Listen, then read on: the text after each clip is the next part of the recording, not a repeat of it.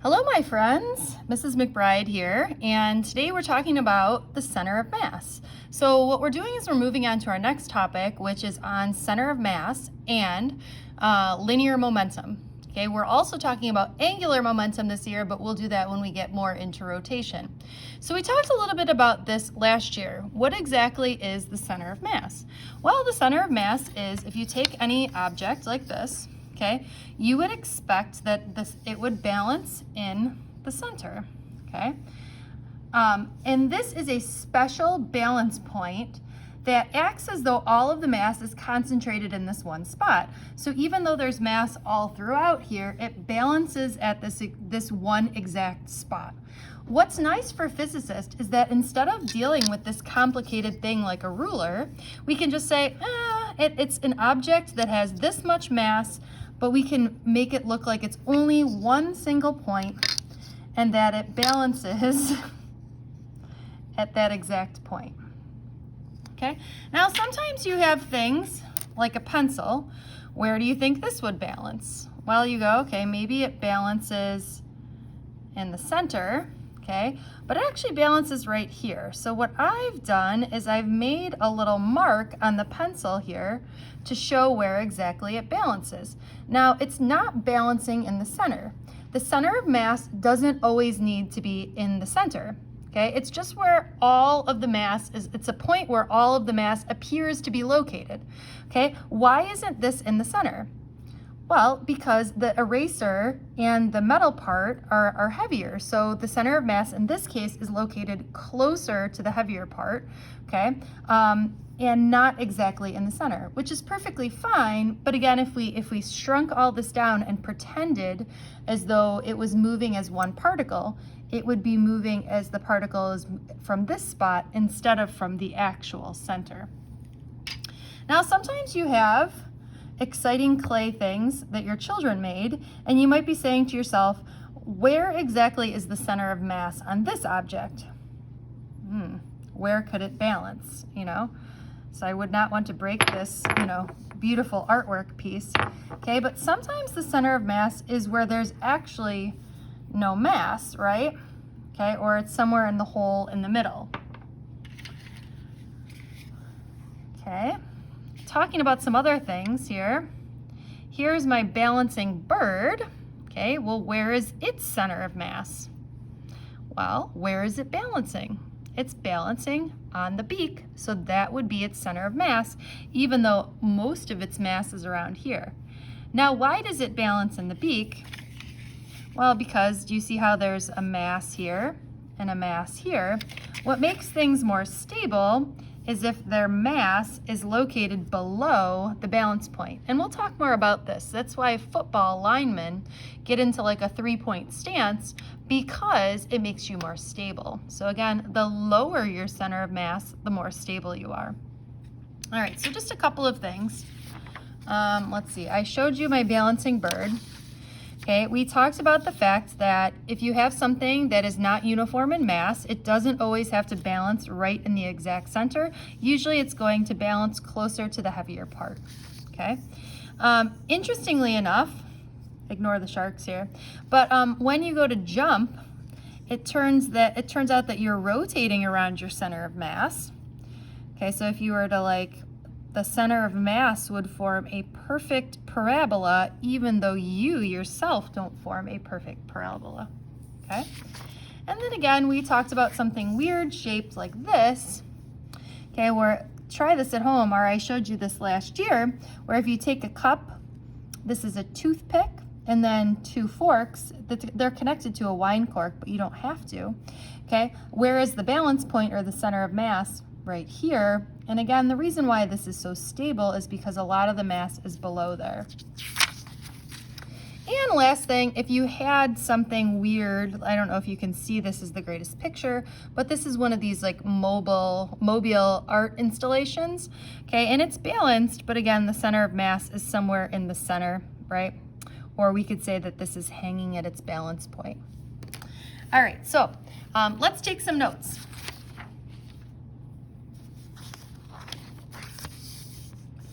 All right, so for those of you who are keeping track, which I'm not sure is any of you, here we are on chapter 9, and chapter 9 is something called Systems of Particles. Okay, and the first thing we're going to talk about is the center of mass. Okay, and we said the center of mass is a balance point, but it doesn't always have to be. Okay, remember your center of mass can be located in a spot where there is no mass. But what this is a special point that moves as though all of the mass,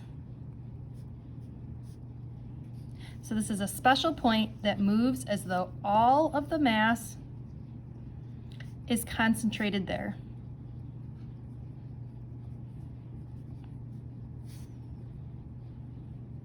Okay, and again, we said, like, I gave you the example of a ruler, right?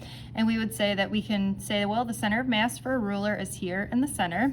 Okay, so we can sort of ignore the rest and just pretend as though this was an object that had a certain mass and it was that big. Now, lucky for you guys, there's an equation that will help us find the center of mass, because there's a lot of things that we don't necessarily just want to balance. Like, for example, tomorrow we're going to calculate the center of mass of you. And it would be really hard for me to take each one of you and balance you on my finger. But I think I can do it though. Okay, just kidding, I can't do it. Okay, what we're going to do is we're going to use the equation, which is going to help us calculate what the center of mass is. Okay, now the symbol that we're going to give to the center of mass is x. And it makes sense because it's a distance, it's a location. Where is the center of mass located? Okay, remember when we were looking at that pencil, which I've already lost, here it is. Okay, we said the pencil's center of mass, this is the center, okay, but we know that the center of mass is a little bit farther than that, right? Okay, so it's a location. Where is that center of mass located? So we're going to use x, and specifically XCOM for center of mass. Okay, and we know that x is measured in meters. Okay, so the center of mass, we're going to use the following equation. XCOM, center of mass, is equal to m1x1 plus m2x2 plus m3x3 plus, you see the pattern that we've got going on there, divided by the total mass. So there's mass on the top and mass on the bottom, and the mass is going to cancel out, leaving only the distance left. Okay. Now, for those of you who like a more cooler formula, okay, on your AP reference table, you'll see it as RCM is equal to the sum of all MRs, mass times distance, divided by the sum of the mass.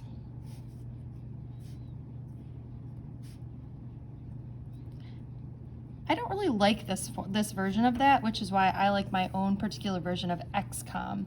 Okay, and if you were looking at our textbook, that's what it would have in there. Okay, this just seems confusing, but it's basically the same exact thing. All right, so for example, we're going to start out super easy. All right, we've got a particle here that has a mass of 2 kilograms, and we've got a distance of 6 meters that this is at. Okay.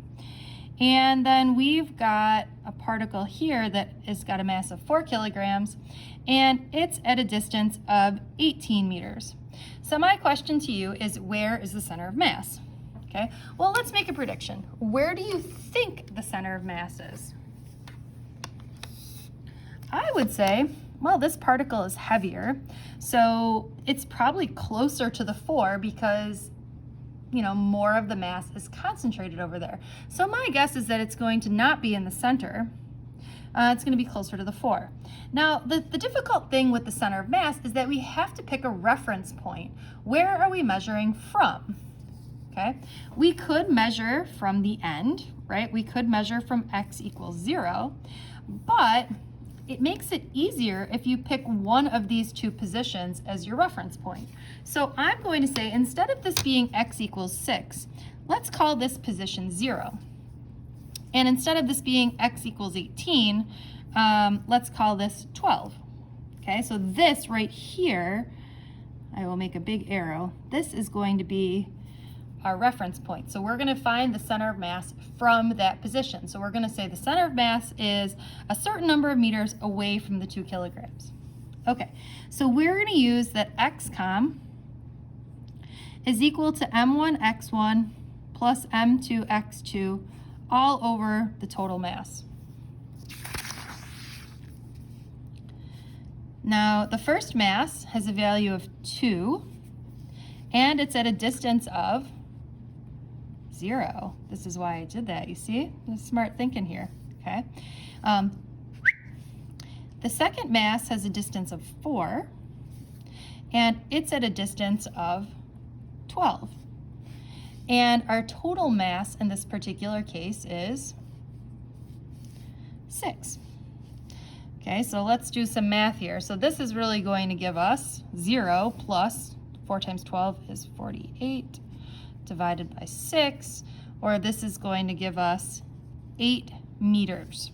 Okay, and again, we said we're going to need to figure out where is this from, right? So this is really 8 meters from the 2 kilogram object, point, 2 kilogram mass. Okay, so where exactly is this? We said, well, there's 12 meters between these. It's not exactly in the center because that would be at 6. As predicted, we said it's going to be a little bit closer. And sometimes I'll put an X at the center of mass. And just like in this case, we calculated the center of mass, there is no mass there, right? No mass, no mass, okay? I can hear what you're saying. Gee, I wish we could kick this up a notch. Guess what? We can. Let's do another example.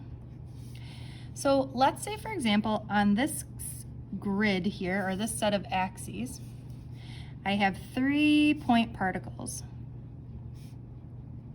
Okay, that sort of form a triangle here. And this guy here is 3.4 kilograms. And this guy here is 2.5 kilograms, and this guy here is 1.2 kilograms.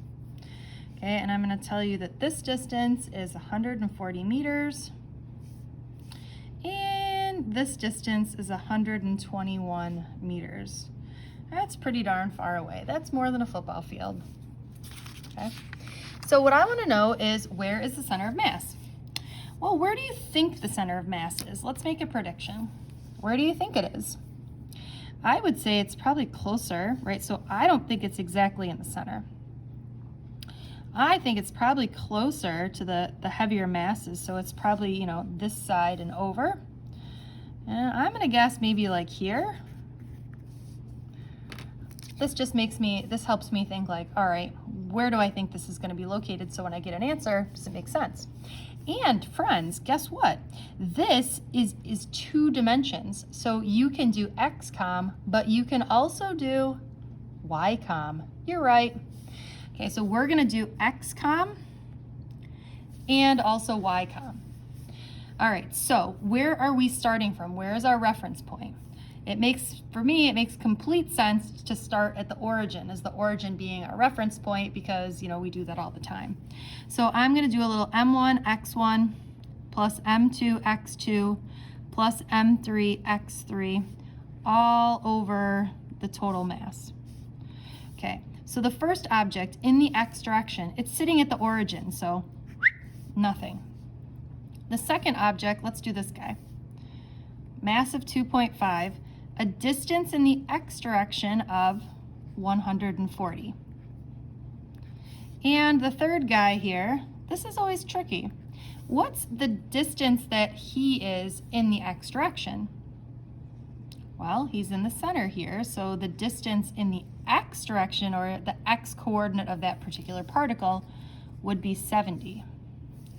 And if we divide by the total mass, maybe you guys have better mental math than I do, 1.2 plus 2.5 plus 3.4, I get 7.1. All All right, so let's math. I'm getting 2.5 times 140. I'm struggling with the calculator today. Plus 3.4 times 70 divided by 7.1. I'm getting 82.8 meters. Is that what you got? Hopefully. All right, which makes sense because we predicted it to be somewhere over here. So if this is, halfway, it's closer to the heavier masses, right? If it was halfway, it would be at 70, but we're more than halfway. All right, let's do YCOM. So same thing, M1, Y1 plus M2, Y2 plus M3, Y3 divided by our total mass, okay? Well, this is at the origin, so guess what? It doesn't have a Y value. This is on the x-axis, so guess what? It doesn't have a Y value. This guy does have a Y value, so this is 3.4 times 121 divided by our total mass.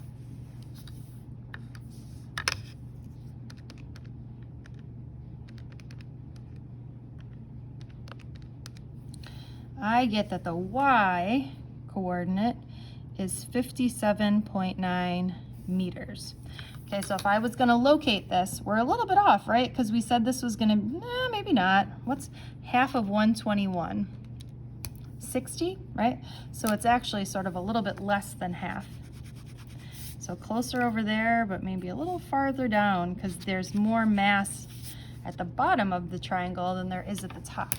Okay, so the center of mass in this case would be a location, or it would be a coordinate of this is the X value and this is the Y value.